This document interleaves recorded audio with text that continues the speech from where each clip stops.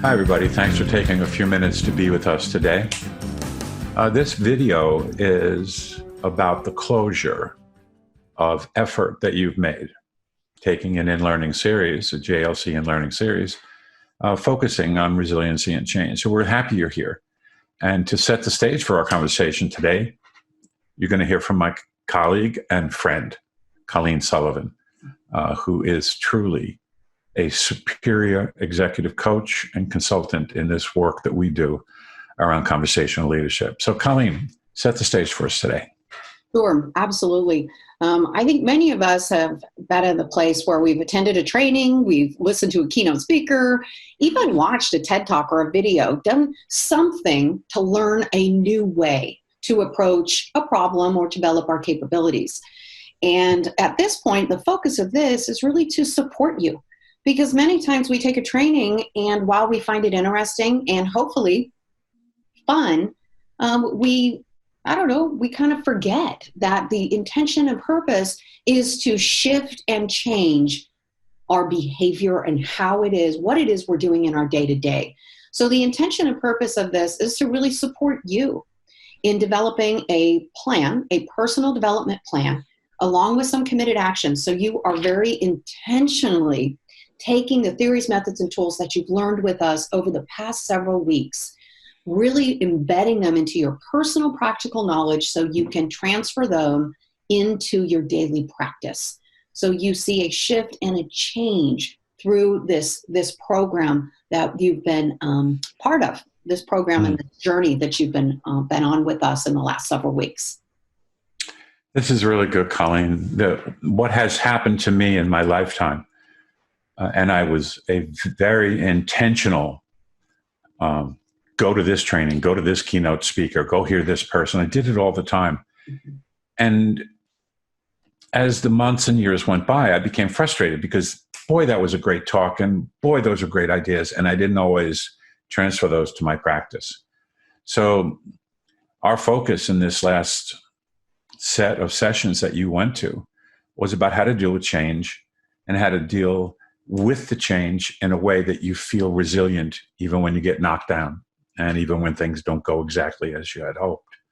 So we thought we'd take a few minutes with you and talk about how to make sure the changes that I want to see happen in myself actually happen. What do I need to do? What will enable that to happen? And how do I practice in a way that I can see progress?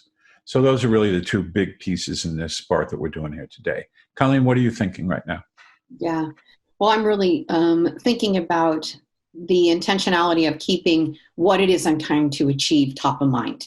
And so it's, what is it, where am I going? What is it that I'm trying to achieve? And then also thinking about simultaneously, what am I doing every day to ensure that I am intentionally doing something different? Otherwise, I'm going to hope, which is not a strategy, I'm going to hope that I achieve this change or enhanced my capabilities, which is perhaps each person has a different thing, a different reason around change and resiliency, why they chose to attend our session. So whatever that is they're trying to accomplish, how can we support them as they think about that, what it is they're trying to accomplish, along with how are they going to stay focused and intentional about their day-to-day activities to ensure they are making the shifts, they are transferring these things into daily practice. So I think I need to say this up front based on Colleen's words just then. And you heard this in the course, you heard this in the webinars that we've done. If you want to change something about yourself, you need to spend time in reflection. So this is an opportunity for you to reflect with us about changes that you might make. And I will actually talk to Colleen about that as we go forward. And there's lots of spaces where she can talk to me or I can talk to her about things I've changed in myself and the effort it took to get there. So resiliency is being knocked down and getting up again, having a challenge, having a problem, and not becoming a victim of the problem or a victim of the challenge, and recognizing this is part of my journey. And everybody's journey is a little bit different. So when I say this is something we should all change, I don't really mean that. It is something that I should change. And I invite you to pay attention to this in the context of what's something about me that I'd like to practice that would enable me to get the results that I want about dealing with myself, changing my own belief system, or making sure that in my next leadership conversation, everybody gets what they want out of that conversation. So that's the intention of this, and clear recognition that each of you is on a different leadership journey. You're all not the same. Thank God you bring your own personal, practical knowledge to the game. And that is something I want to keep reinforcing as we go forward. With that said, our company has a logo. I'm going to use half of the logo to kind of hold us together in this conversation right now. So it's a very simple thing, and I invite you to draw it with me. It's a triangle.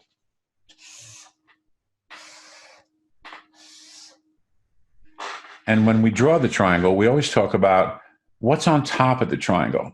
On top of the triangle is the result that you want. Some people call it an end state, a success condition. There's lots of ways to talk about it, but it's the result that I want. And then what would be evidence that we got there? So too often people show up saying, show me a technique, show me a way to do something that I don't do now. That's a fair question. It becomes less important and less impactful unless I know where it is I'm trying to get. So we need to be able to say, this is the result I'm trying to get to, and this would be evidence that I get there. Colleen, do you have examples of that from your own experience of things you wanted to shift and change? Sure. I guess I can talk a little bit about one of the ones that I wanted to shift and change was I wanted to, when I was teaching in the classroom in a K-12 environment, and I recognized that I wanted to get an additional certification. And that was so I could teach English as a second language. So what I wanted to do, the result was, I wanted to enhance really my portfolio as a teacher. So it would expand my employment opportunities. So what I'm hearing you say then is you were teaching, mm-hmm. and you wanted to be able to teach in a broader spectrum, teach a larger variety of young people. So the result you wanted was to enhance your credibility as a professional educator. And one of the things that I heard you say, the result of that is to show an additional accreditation. So evidence that you were ready to teach a broader base of kids showed up in the certificate that you were after. Is that right? Yeah, absolutely. And it was a requirement, right? You want to expand your credibility as a teacher, you continue to get additional certifications to teach a broader spectrum of students. So, and this is really a harder question, but before you got that certificate, did you have the necessary personal, practical knowledge to teach that larger set of kids, or did you feel that had to be enhanced? I definitely felt like it needed to be enhanced because there were certain things I didn't know, right? You develop your receptive vocabulary very quickly, and yet many times it's difficult for them to begin to speak and engage and to speak English. So how are ways to engage to make people feel, students included in the classroom? And I definitely did not have the personal practical knowledge nor the background because my first language is English. So I definitely needed some additional training. I like that a lot. So here's something, ladies and gentlemen listening, I want you to notice. Colleen established for herself a current reality. This was her current practice and her current PPK. And for her, wasn't enough. She wanted more. So she wanted to enhance her PPK and enhance her capabilities to teach young people English as a second language, okay? So that is where creative tension comes from. And we spoke about that in the seminar. So this is not a frumpy or esoteric idea. It's like, this is the current reality. I know this much. I want to get better so I can actually teach more effectively. So I'm choosing to chase down a certificate that would say to me and to others, Colleen is ready to go to this next level. This is really important to notice that she had some PPK, but in her mind, her personal practical knowledge was not enough to impact kids the way she wanted to. So what she did is she went ahead, the action she took was to go to school. And she went to school in order to produce evidence that her result, the ability to actually teach more effectively a broader set of kids, would be right there in front of everyone. And she would be able to be assigned by her principal or head of school, or wherever she was, to a larger group of young people where she could have more impact. Colleen, how am I doing? Am I making sense out of this for you? Yeah, absolutely. Absolutely. And I like that it's recognizing your current reality and then recognizing. And you feel that creative tension. Absolutely. And then knowing that what I have right now isn't getting me what I want. And I think that's the big piece as we fall back into connecting that to our personal development plan, right? Once again, each person, as you mentioned, has a result they're trying to achieve. That's why they took this course. They recognize within themselves, perhaps I need to enhance my PPK in some areas around change and resilience. There's, for me, that you beautifully stated that. So when I was beginning to do this work as a leader, I had an idea about what the right thing was to do. And I developed blind spots towards people giving me ideas that were not mine. So my current PPK, I hung on to it as though it was like the truth. And I didn't let other people into my space. So I needed to develop my ability to listen more effectively, look for other ideas, recognize that I am creating a little T truth about what should happen and what should go forward. And the result was I never really moved to a new space. When I began to learn how to listen effectively, the simple guidelines that we did with you, if I listen to understand, all of a sudden, as long as my little subconscious doesn't get in my way, I can learn new ways to do things. So I don't necessarily have to go to school to do that. I could go, Colleen, I had this client the other day and I felt like I hit a wall, and here are the things that I did, and I got stuck and I didn't know where to go. I didn't know how to pivot to something else. And I recognize that's my PPK. My personal practical knowledge allowed me to have my coaching conversation to a point, but then I got stuck and I needed to call you and say, tell you what happened, honestly, transparently, with great vulnerability, so that you could say, Ray, there are other ideas for you moving forward. This is an interaction Colleen and I have had for over a decade, because we both go and do work and we both talk to each other afterwards about what to do better the next time. And this sense of reflection, I can reflect by myself or I can reflect with a colleague. And Colleen has been a magnificent colleague for me to reflect with, because we are wide open with each other. And by wide open, I mean completely vulnerable and completely transparent. If we aren't vulnerable and aren't transparent, then I drop back into I'm ashamed of what I did, or I'm fearful about somebody judging my practice, rather than, wait, I gave them the best I had at the moment. How do I enhance my PPK? By reflecting with another human being. So whether I want to get a new certificate or I simply want to listen more effectively to colleagues and people in my care, I can develop that PPK through reflection by myself and with someone else. Because Colleen says this beautifully all the time, you don't know what you don't know. So I do my best with what I know. I do my best with my current PPK. If I want to get better, I need her. I need Colleen. Listen, this is what I did. What do you think? Because I'm feeling like I did not make any headway with that client. That client wanted something from me and I did not provide support for them. Let's talk this through so I can tell you what I did and what my thinking was behind my personal practical knowledge, so I can make some adjustments. And the next time I go and do something, my practice will be enhanced. Colleen, how am I doing explaining this in a very simple way? That's something I could do today with after I have a conversation with you. We could do this, or the next phone call I'm on. This is something that is very real in personal development. Colleen. Absolutely. I think you're describing really me calling you with my debrief of, all of the things that I felt like in the session, perhaps, where I hit a wall. So I appreciate that, though, Ray. And I think it is. I think it's that sense of self-reflection generates change. So I think the critical key of any personal development plan is, once you write it down, that you continue to pause, reflect, honestly and openly. As you mentioned, by myself, I journal a lot, or with a colleague, and then being intentional about, as a result of those conversations, what am I going to identify? What are my committed actions of what I recognize that I want to do differently?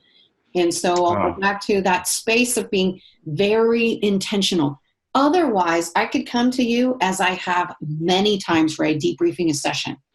And unless I reflect on myself, we have these great reflective conversations, unless I write something down, unless I, not Ray, unless I intentionally go, wow, I am committed to doing these things, to focusing my efforts in these areas now, and write them down and continue to revisit them. I think that kind of keeps it alive. So I'm thinking about the top of the triangle, that I want to enhance my capabilities to be a very effective conversational leadership facilitator. I think that's critical. But also, I'm keeping that in mind, but I'm also thinking about, what are the tactical things? What are the things I need to do every day? Closing the learning loop more frequently. Listening truly and staying in the moment with the client versus already my mind's thinking about my response. So those tactical things that I've learned that sometimes we forget, that I'm going to focus on in my next conversation. Yeah, you really made so many incredible points there for me. And I really noticed myself, somebody could say to me, you do these 45 things really, really well, but there's an area for growth for you. Well, the 45 things went right out the window. And what I focus on is, what did I do wrong? What was my problem? What's my problem? And if we don't practice what you learned in the seminar, that you are enough, you're exactly enough for the people you are coaching and leading and taking care of. You are. If you choose to change your personal practical knowledge, that's a choice. I don't want you to drift into this space of shame or fear that I'm not good enough to take care of this next set of conversations I'm supposed to have, or this next person I'm supposed to be with tomorrow. This is very important, that in our self-talk, if we really want to be resilient, we do not want to talk about that which I'm doing poorly. I simply want to say, this was my intention.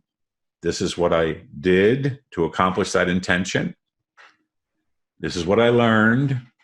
And this is what I need to do differently next time. If we can't have that constant opportunity to reflect in exactly that way, intention, action, learning, do differently, that is the way to enhance our current PPK.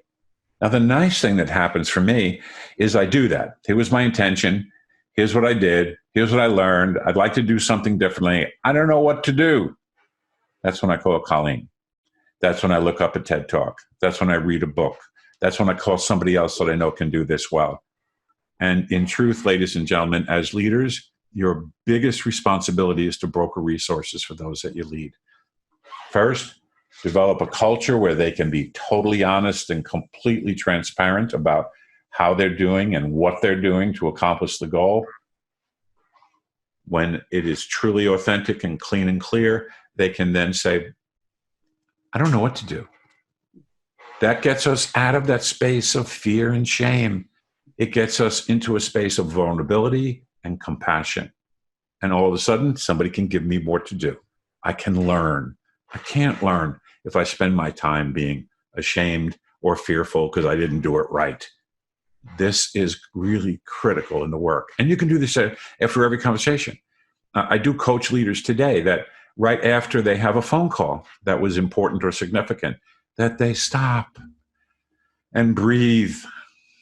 If it's a hard phone call, I always hold my breath through those. Stop, breathe. Okay, what was the intention of that phone call? What did I do? What did I learn? What might I do differently next time? And I may need to reach out to someone or some entity that can give me more PPK for my next chat. But not because I was not enough. It was because I'm interested in learning how to move forward. This is a discipline of practice. Reflection is a disciplined practice that produces growth. Notice I didn't say perfection. A disciplined practice that produces growth. What are you thinking right now, Colleen? I like that you didn't say perfection, right? You don't say there is no perfect. And, second, you just focus on being perfect. You might as well, quit while you're ahead. I like the thought of it is intentional, right? It is an intentional practice. And many times we say it's a Tao, it's a way of being, and it is a continual thing. And I think your everyday conversations really reveal who you are as an individual, as a leader, and as a person. And so the more you can pause to reflect on those, and one of the things I do is even with my kids, help them reflect on how they show up in their everyday conversations as well. It helps them start to think about their personal growth and their learning opportunities. So I think that's huge, not only in those we lead, but also in those we are in conversations with, especially at home. Yeah, learning how to think beyond I wasn't good enough, I didn't know enough, I wasn't strong enough, I wasn't fast enough. You are what you are, and you are enough right now. And if you choose to be more than you are right now, that's when the discipline practice unfolds. Resiliency is connected because I need to be able to say, I am enough. I'm a good person, and I would like to get better. I would like to develop some progress in my personal practical knowledge. This is really challenging for moms and dads who are dealing with a technological world where kids get a lot of immediate gratification. Sometimes it takes time for that progress to begin to be seen very clearly by people that are trying to get better. So this is all about personal practical knowledge. How do I change my personal practical knowledge? And how do I stay resilient? By recognizing I am enough. I have given my best to this situation. I would like to get better, but I certainly was enough in the moment. I can't tell you, ladies and gentlemen, how important that is and how much Colleen and I try and practice that with one another. Final thoughts, Colleen? Yeah, I would say my final thoughts are just, the only way out is through. Embrace the theories, methods, and tools. Pick the ones you maybe perhaps feel most comfortable with and begin with those. Continue to self-reflect and to think about the application of those in every conversation, and continue to kind of be intentional about what it is, as Ray mentioned in your reflection, what it is you learned and what it is you might do differently next time. I think that's the key, is giving yourself that sense of, this is the best I'm doing. Everyone does their best every day. And yet we have an opportunity, if we choose, to enhance that tomorrow. I love it. I love it, Colleen. Big takeaways to share with you, gang, is you can change anything you choose to change. Personal reflection produces personal change. You don't have to sit by yourself in an office or a small room and write everything in a journal. You can call somebody. If you know somebody you admire and appreciate their work, that would even be nice to say how grateful you are for their work, and then say, I'd like your support on something I'm thinking about. This is so, so, so important. Change and resiliency go hand in hand. As Einstein said, when things didn't work, I found 10,000 ways not to do it. Now I need another way to do it. And this is just what this work is about. So thank you so much for listening to this little end piece. I hope you get yourself a journal that is very much your own. Make it your own. A trip to a nice store that has journals is always recommended. And begin to use that journal as a way to do personal reflection. And the resiliency is to develop a habit of constant disciplined practice in reflecting. That will produce progress in your PPK. Pleasure being with you. Thank you so much. Ray Jorgensen, Colleen Sullivan, JLC in Learning Series. Be well, my friends. Sincerest thanks for listening to this episode of the Everyday Leadership Conversations podcast. The Jorgensen Learning Center offers a variety of programs for individuals and organizations to enhance their communication and leadership skills. To find out more about programs and upcoming webinars, check out our events page at gojlc.com.